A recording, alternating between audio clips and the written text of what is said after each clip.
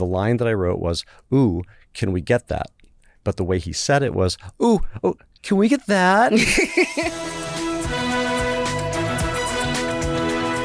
Hello, I'm Jacqueline Coley, and welcome to Seen on the Screen, brought to you by Make It Universal and Rotten Tomatoes, where we talk movies with some of the people behind the scenes at NBC Universal. When entertainment works best, sometimes it opens a window into a world we've never imagined. Other times, it shows us a mirror image of our lives with a heightened sense of home. Today, we're going to dig into the question, what have you seen on the screen that has done that? My guest today is the writer and director of The Wild Robot, Chris Sanders. You'll learn when he discovered how animation and music converge to tell a meaningful story, how Lupita Nyong'o's voice reveals the evolution of Roz's character, and why the animal eyes look so different in the film compared to other animated movies.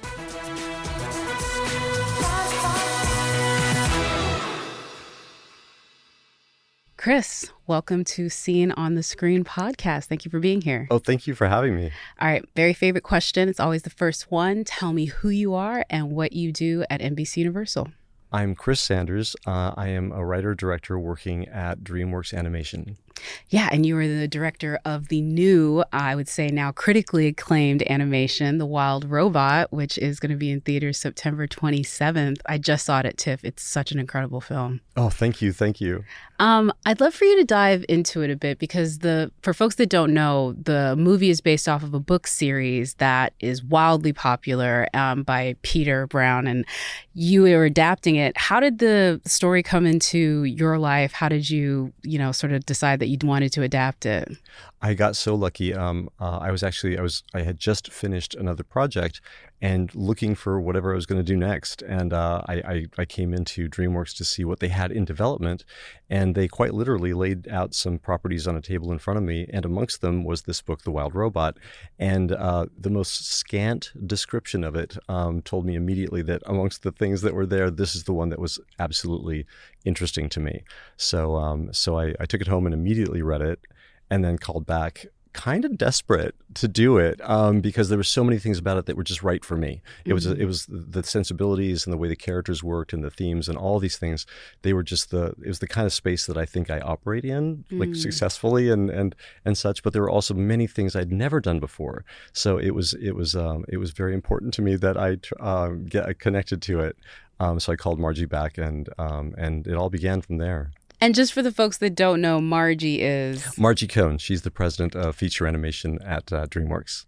It's an arresting piece of work, this story about this robot who gets sort of abandoned in the middle of nowhere and ends up not only surviving, but finding a little bit of her humanity through the course of being an adoptive mother.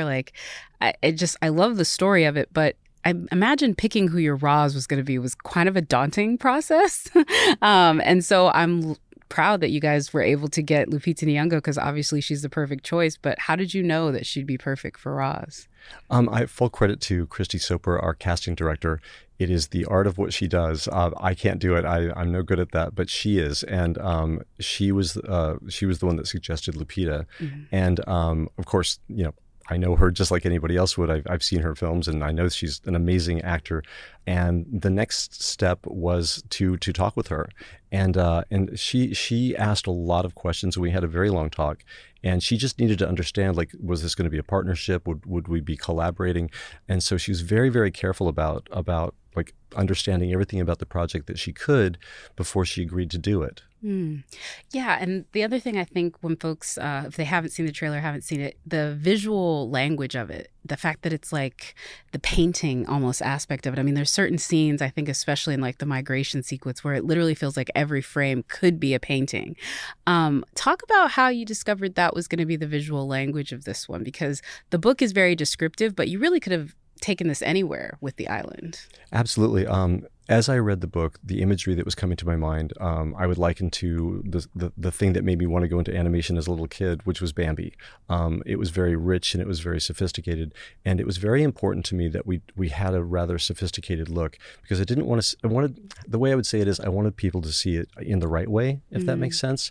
I didn't want it to come off too young. It's a story for everyone, but I just thought it deserves that level of visual a visual richness, I guess. And so you are absolutely right. It literally is a moving painting. With Puss in Boots: The Last Wish and with Bad Guys, DreamWorks had made these amazing advances in getting away from, I would say, the gravitational pull that held us to a CG look that we had to do because that's where the technology was. It's a hyper-realistic look where you, like, when you get close to an animal, you see every little piece of fur and such. But they were doing a more illustrated style. And so we were doing these initial color sketches. They're little tiny quick paintings that that we do so that we can just start to explore where we will go visually with the film. And Ramon Zebak, our production designer, I asked him, well, could our finished film look like these? Can we go no further than these exploratory sketches? And he said, let's go for it. So it sounds like we'd be like, holding back, but actually this means we would have to go well beyond where the visual style had even gone. So they began working on that in parallel with the rest of us, and I worked with the story and the narrative. So what they eventually created was something where they could literally paint in dimension, meaning if I picked up a paintbrush and just started painting in the air in front of myself, and I turned that and began and continued the painting until it became a complete thing. So that's literally what's going on inside of this film. And the look that it produces, I like to say, has the analog warmth that you can only get from a hand-painted thing. And so this is an interesting thing for me because I began animation in the olden days when we were drawing and painting everything, and there was this analog warmth that you can only get from that kind of thing. And when CG came along, we got so many things, not the least of which was the ability to move a camera in space. And the emotional impact that you get from that cannot be understated. But we also lost touch with things, and we had to. So those hand-painted things were left behind. And now we were building geometry and wrapping it in textures. And not to get too boring with it here, but say trees. If we have a forest full of trees, we would build them and cover them with a texture and then try to make enough variances in them that when you were very clever about the way you placed them together, they gave the impression of a forest. Yeah. But now we're just painting. And what that means is with loose brushstrokes, we were doing what happens if you go to a gallery and say you're standing in front of a Monet, get really close to it, and it just becomes nonsensical blobs of color. And when you back up, it all pulls together into a garden. And that's what's going on. So now these broad brushstrokes, we're creating these environments that actually are relatively low detail. And the thing that I did not expect is that the overall effect, in a way, has more reality to it than anything I've ever seen before. Now, the characters had to have the very same textures, or they wouldn't match. Right, they wouldn't harmonize. So they worked very hard to do the very same thing with the characters. They do have geometry underneath them, but they are all brushstrokes on the surface. And so that sort of blow-dried look that we used to have on all our creatures, that's gone. Real animals have matted fur. And again, that's what happened. So if Fink the fox gets really close to the lens, you don't see those individual bits of fur. You see these brush strokes. And again, the interesting thing is it kind of feels and looks, I would argue, more real. It's like a throwback, too. It really is. It's like it's coming full circle. I'm glad you said that because that's exactly what I've been saying is that it's like this journey that I was on that we departed from the analog paintings and we went all the way away and picked up all these wonderful tools with CG, the cameras and such. And now we've rejoined that. We've closed the circle. Wow. I mean, this is not your first rodeo. I mean, 3 Oscar nominations so far. And this, I think, is going to be one that we're going to be talking about for a while. But I think it is one where your work as an animator in particular has been really explanative, because I don't know if every single even animation director could describe it to that detail of what you were saying, like not just analyzing your film, but how it fits in the history of the animation that we've done. And I guess that's a part of everything that you do with this film. Like, I was so surprised to hear that you actually draw a lot of the storyboards yourself and like sort of map all of that out. Talk about how that's a part of what you end up doing in your sort of like directing process. Because again, I know a lot of animation directors, they're talented artists in their own right, but I don't know if they have that same sort of like, you know, the grind of doing it that way. It's where I came from. When I first started working in feature animation, I worked with Ed Gombert and Brenda Chapman and amazing. I would say some of the greatest story artists there have ever been. And I was just so fortunate to learn that craft with them. And in a story room, we're all working on the same movie, but we can have different opinions and different viewpoints on things, and everybody's opinion is of equal weight. So I learned the art of arguing points and defending ideas, and sometimes it's almost like being a lawyer. Like if you feel very strongly about something, but you can't really defend it, then it has to go away, right? Yeah. And so the best ideas win, and eventually there's sort of this cumulative effect that happens when that goes on. So if I'm working on a story issue, sometimes the best thing for me is just to sit down with a story pad, not at I don't do so well at the electronics. We get it. You're analog. We get it. Yes, I'm more analog. But a lot of people wonder, for example, what happens in editorial in an animated realm, and some people think, and I used to think, is the editor simply assembling the drawings? And they are, but a lot more than that happens. I would say that's like the hub of our story wheel. And so sometimes on The Wild Robot in particular, I would spend an entire afternoon with Mary Blee, our editor, and I would just draw.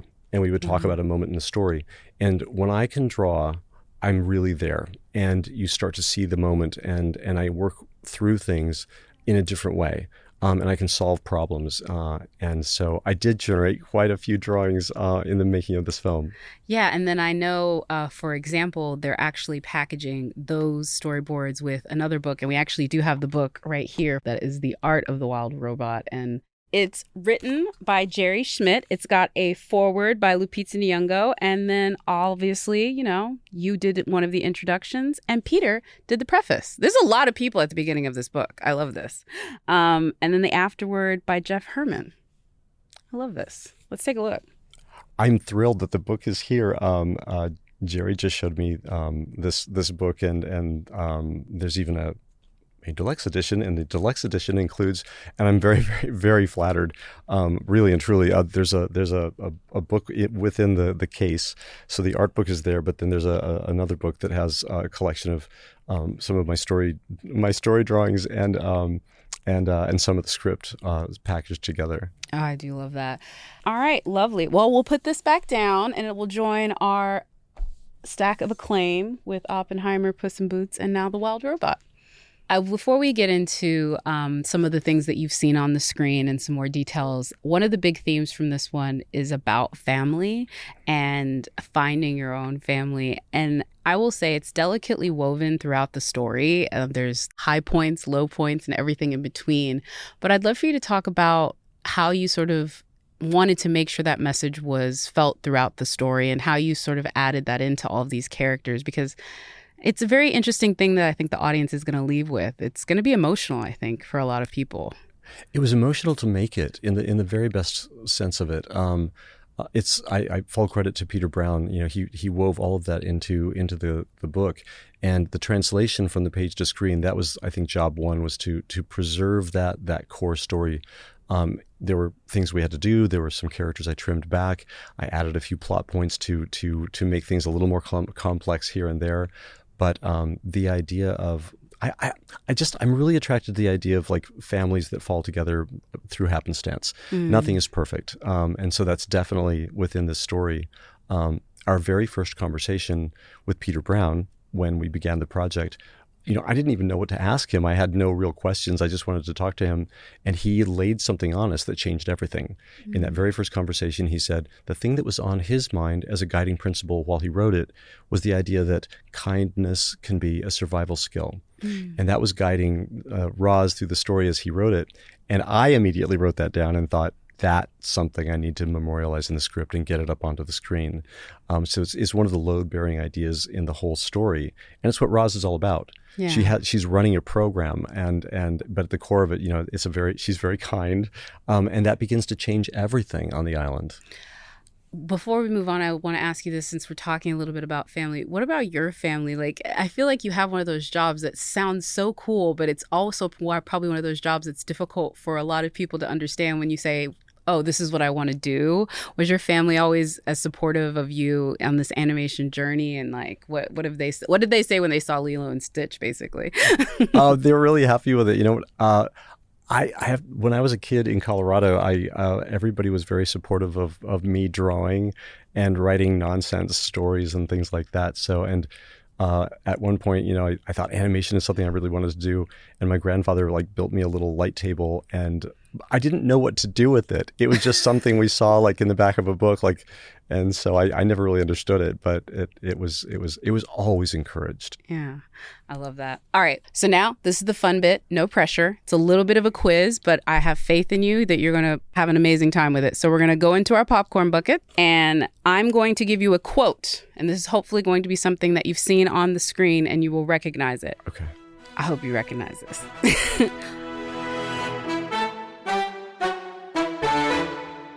Ohana means family.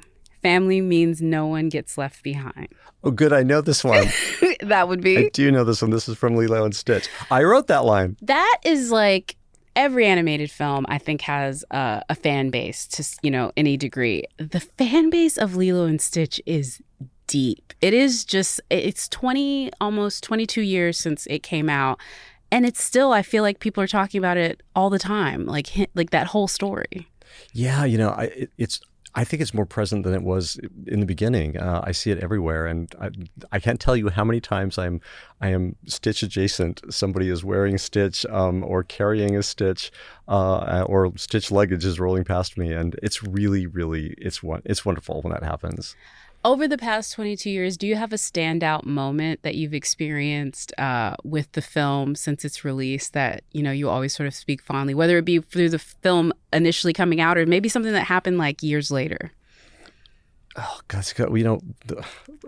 it sounds strange, but like I got really emotional when I was a kid and we came out to Disneyland for the first time. I never thought I'd ever see Disneyland in person. It was amazing. Actually, when I saw it, I threw up because I was so excited when I saw it. But there was a Lilo parking area. And I stood beneath the sign and I was like, I made it. I'm somebody. This is such a compliment that I have a parking area that has been designated by one of my characters. I mean, literally, you see them walking around all the way through Disney Town Square. All right. Next quote. If it's not Baroque, don't fix it. That's Beauty and the Beast, I think? Definitely. Okay. All right. That was such a seminal moment for animation in general, just what that movie was able to achieve. What was that like for you? Where were you when that one came out? That was me learning how to storyboard and how to work in a story crew. So that a lot of things I do are compared with that in schedule wise, by the way, it's about 4 years from start to finish. And I've always quoted that as being like, that's the ideal amount of time to make one of these feature films. Wow. You don't want too much time. You don't want too little. And Beauty and the Beast, I thought, was really the perfect tempo and pace to make one of these films. That was also one of the films, I think all animated films and definitely all Disney at that time animated films are really big about the music. It was a huge part of it. But that was also something that is in the DNA of Wild Robot too. I mean, you have Chris Bowers on the score with this. You have some incredible artists doing original songs for it. How early do you start those music conversations? As early as possible. I've learned a lot. I put a premium on music for a lot of reasons, but on Beauty and the Beast, I was actually able to work directly with Howard Ashman. We all got together with him early on because he was just trying to sort out what songs would go where and such. And we went to Fishkill, New York, and we just stayed there for a few days, worked directly with them. And at the end of our first day, I asked him a question. I said, I have a dumb question. Where do you know to put the songs? How do you know where to put them? And he said, that's easy. You put them at the story turns. And it wasn't simple to me. I thought that was amazing. But so many things came clear with that. On Lilo and Stitch, Alan Silvestri taught me something really important. the moment where Stitch turns from bad to good, because at the base of it, it's about a villain that becomes a hero, and there's this moment where he turns, and Alan looked at our boards and he looked at the story reel and he said, I get everything, I figure out, I'm following everything. There's one thing I don't see. I don't see where Stitch shifts. And both Dean Deblois and I, we were like, oh yeah, well, it sort of happens here, literally between these two drawings, that it wasn't there. And we both pretty much said we didn't know how to say it, so we left it off screen. And Alan said, put it on screen and I'll say it. Oh. And that was like a giant light bulb lit up. The dawn of realization broke across my brow. And I realized, oh my gosh, it's a story. Music can be a storytelling element. Yeah. So it was a huge thing that I never forgot. And it's one of the reasons I put such a premium on music. And from then on, I built what I would term houses for music within the story. Places where the characters stop talking and music takes over. And the biggest, best first time that happened was on How to Train Your Dragon. The sequence where Hiccup and Toothless are alone in the cove, and they're going to have to work something out. And it's a big sequence. It's 5+ minutes. And John Powell knew from the very beginning that we told him, this is all yours. This is you. You're going to do this. And he waited and waited, actually. And he told us later that was the last piece of music he actually composed, because he was relatively intimidated by how much pressure was on that. And of course, what he did was incredible, brilliant, amazing. And Chris Bowers with The Wild Robot, again, knew the places that he was going to be doing the heavy lifting. And in a 90-some-odd minute movie, we have 80 minutes of music. So he is the biggest voice in the film, really. Yeah. And he came on as early as possible and began sketching themes. Wow. So he's been with us for quite a while. Real quick, what's your favorite sequence where you gave Chris the heavy lifting that he then did that lifting? The migration sequence. Yeah. It's the big, the midpoint of the film. And he was doing, obviously, amazing stuff. But something happened in there because I was so dreadfully afraid that just a quirk in the storyboards would cause him to have to maneuver musically around something, that there came a point where I realized I don't want him to have to worry about that. And I said, just at this point, just turn off the visuals and just write the music. Just listen to it, write the music, do what you need to do. I just wanted to make sure that every single theme had the room and time to fully expand and be what it needed to be. I didn't want to ever risk interrupting it. Yeah. And I said, you do the music, and then we're going to come in and we will customize it to that. I'll change the boards, I'll change the timing. We'll follow your lead on that. So he truly, at one point, he took the lead, and we fell in behind him. Wow. And just followed it. And the result was incredible. All right, you did great. See, as I suspected. I was super scared. I mean, all animated films, they were batting for the home team. Let's be real. So we're going to dive into our next popcorn bucket, and this one is actually going to be true or false. Oh. In The Wild Robot, the animation team innovated the animal's eyes based on real ones found in nature, departing from the human-like eyes commonly seen in CGI characters. True or false? A giant true, because that was all me. Oh. I had sort of an axe to grind about human eyes ending up in everything from fish to people to dragons, and they're beautiful. I get why they do that, because they're gorgeous. They're like jewels, and they gleam, but it sometimes it takes me out of things, and everything else we had been working towards was to get real animals up on screen. And so immediately I said, we've got to re-engineer and rethink their eyes so that the eyes don't break the spell that we're creating. That's incredible. And I will say it's interesting because the cast of people that you had voicing these animals are so lifelike. I feel that you can add sort of depth to it. I mean, what Lupita was doing with Roz, she feels so real and human-like. And it's same thing with Pedro and Catherine. Talk about the voice cast a bit, because it is very stacked. And I know for a while the voice cast was just you. So how did you cast your stand-ins, basically? Christy Soper, she brought the cast together, and we got really, really lucky that everybody that we went out to as our very first and best choice, they all said yes. And I do my best to write everything as good as I can, but as the moment an actor says yes and joins the project, even before we go into recording, I immediately go back and do my very best to try to start to customize it to what I would think that their voice would be and their character. And in the case of Roz, it was an immense job because I had already given Roz a big limitation.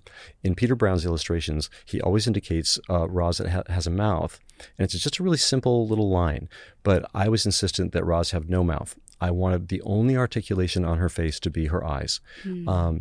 I've always felt that in the absence of articulation on that kind of a character, our audience will project their own emotions onto it, and that's going to work the very, very best. So all of Roz's emotions and acting was going to come through Lupita's performance and the pantomimed movement by the animators, and this is where the choice of Lupita was like the best thing in the world, because she took this very, very seriously. And our first conversations were all about, like, how does Roz think? How does she work?